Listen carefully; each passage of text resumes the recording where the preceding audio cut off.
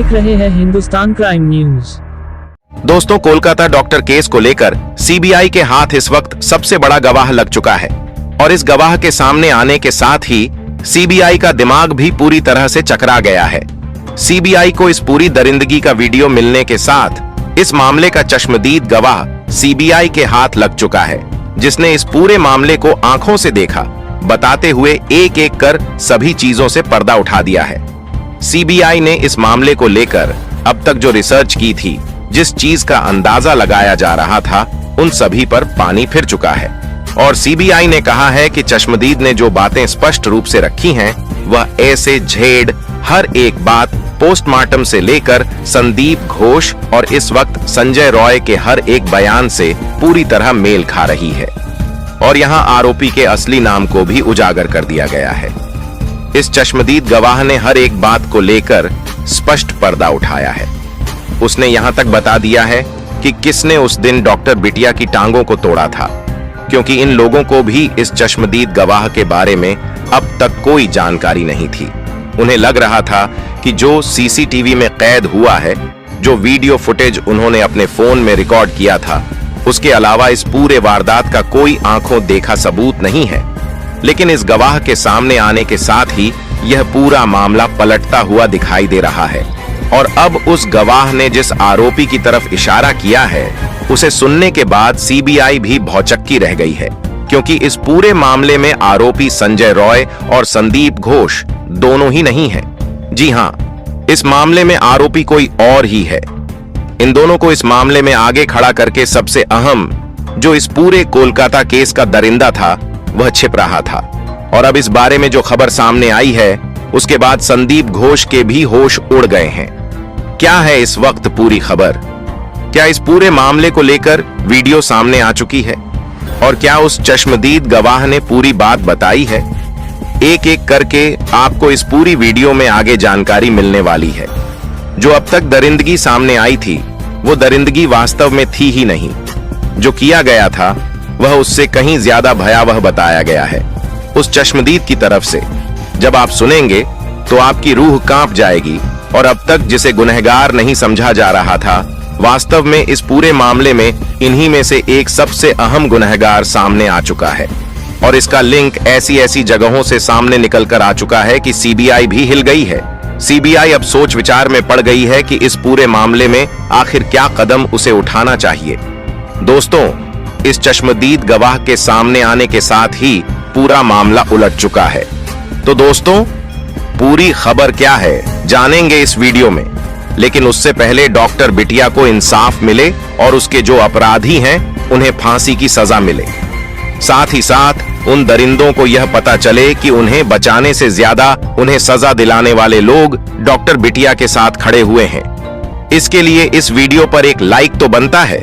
फटाफट वीडियो को लाइक करके चैनल को सब्सक्राइब कर दीजिए।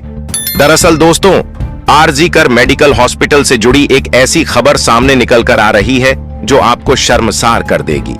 बताया जा रहा है कि उस अस्पताल में पॉर्न वीडियो भी रिकॉर्ड की जाती थी। बाकायदा कमरे में सारी चीजें रिकॉर्ड की जाती थीं और उसके जरिए अच्छा खासा पैसा कमाया जाता था।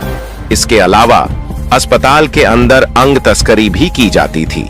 ड्रग्स का स्मगलिंग भी हो रहा था। न जाने कितने इल्लीगल काम उस अस्पताल के अंदर हो रहे थे, जिसकी भनक डॉक्टर बिटिया को थी।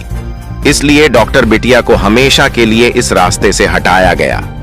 तभी तो दोस्तों, डॉक्टर बिटिया का फटाफट पोस्टमार्टम करके और सबूत को मिटाकर जिस तरह अस्पताल में जहां पर डॉक्टर बिटिया का रेप और हत्या हुआ था, उस जगह को तोड़ फोड़ करके जिस तरह से पूरे सबूत को मिटाने की कोशिश की गई, जो इसके असली अपराधी थे वह सोच रहे थे कि हम तक सीबीआई कभी नहीं पहुंच पाएगी।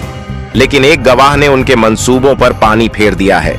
चश्मदीद ने जो कहा है, उसे सुनने के बाद आप भी हैरत में पड़ जाएंगे। संदीप घोष और संजय रॉय वो नुमाइंदे हैं जिन्हें करोड़ों रुपए की लालच देकर झूठ बुलवाया जा रहा था और वह लगातार इस मामले को दूसरी दिशा दे रहे थे। संजय रॉय इस पूरे मामले में शामिल था। जी हां, आपको जानकर हैरानी होगी कि इस पूरे मामले, पूरे वारदात के समय भी संजय रॉय हॉस्पिटल में मौजूद था और संदीप घोष भी उस वक्त हॉस्पिटल में मौजूद था। पहले संजय रॉय ने इस पूरे मामले का आरोप अपने सिर ले लिया, जो कि पैसों की बदौलत किया था। लेकिन बाद में संजय रॉय जब इस मामले में फांसी तक की सजा सुन चुका था, तो उसने सीधे अपनी बात से पलटी मार ली।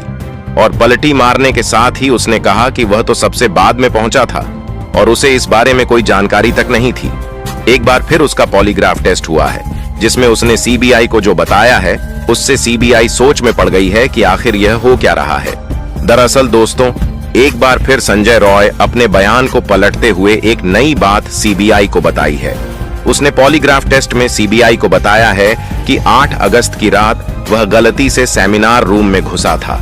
एक मरीज की हालत बहुत खराब थी, उसे ऑक्सीजन की जरूरत थी, इसलिए मैं डॉक्टर को ढूंढ रहा था। इसी दौरान 3rd फ्लोर पर सेमिनार रूम में जब मैं गया, तो वहां पहले से ही ट्रेनी डॉक्टर की बॉडी पड़ी हुई थी, खून से लथपथ थी। मैंने सोचा कि अभी भी हो सकता है कि जान बची हो, इसलिए मैंने उसके शरीर को हिलाया, लेकिन कोई मूवमेंट नहीं हुआ। इससे मैं घबरा गया और बाहर भागा। इस दौरान किसी चीज से टकराकर मैं लड़खड़ाया था और इसी दौरान मेरा ब्लूटूथ डिवाइस जमीन पर गिर गया था।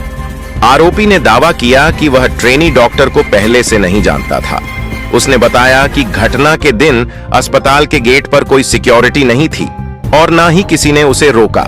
सीबीआई अफसरों ने उससे पूछा कि अगर वह दोषी नहीं था, तो उसने आर्जी कर अस्पताल में पुलिस चौकी को क्यों नहीं बताया।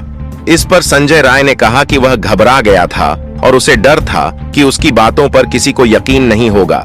वहीं दोस्तों, दूसरी ओर संजय राय अपने वकील कविता सरकार से रो रो कर यह कह रहा है, मैं निर्दोष हूं, मुझे फंसाया जा रहा है, मुझसे कोई भी टेस्ट करवा लो, मैं उसके लिए तैयार हूं, ताकि वह दरिंदे जो इस केस के असली गुनहगार हैं पकड़े जा सकें। दोस्तों, यहाँ पर सबसे हैरानी वाली बात यह है कि सीबीआई को जो सारे सबूत मिले हैं, वे संजय राय की ओर ही इशारा कर रहे हैं। फिर भी संजय राय इस तरह का बयान देकर पूरे केस को ही उलट पलट कर रहा है।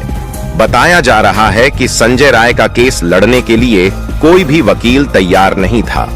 इसके बाद सियालदह कोर्ट ने कविता सरकार को उनका वकील नियुक्त किया। कविता सरकार सियालदह कोर्ट में स्टेट लीगल सर्विस अथॉरिटी की इकलौती वकील है, इसलिए ये केस उन्हें मिला। दोस्तों, इस केस में रोजाना नए नए मामले सामने आ रहे हैं। इस बीच पश्चिम बंगाल डॉक्टर्स फोरम के सलाहकार डॉ. कौशिक लाहिरी ने कहा, आरजी कर अस्पताल में कथित रूप से रेप और हत्या की शिकार पीड़िता बहुत कुछ जानती थी और उसे चुप करा दिया गया। उसने हमेशा यह बताने की कोशिश की कि वह किससे जूझ रही थी, वह अकेली नहीं थी। कई युवा और वरिष्ठ डॉक्टर इसी तरह के अपराधों से पीड़ित हैं, जिनमें से ज्यादातर को चुप करा दिया जाता है। यह चुप्पी भी हिंसा है।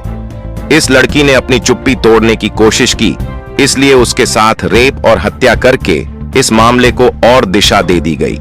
दोस्तों, अब जान लेते हैं कि वह गवाह कौन है और उसने क्या बताया है।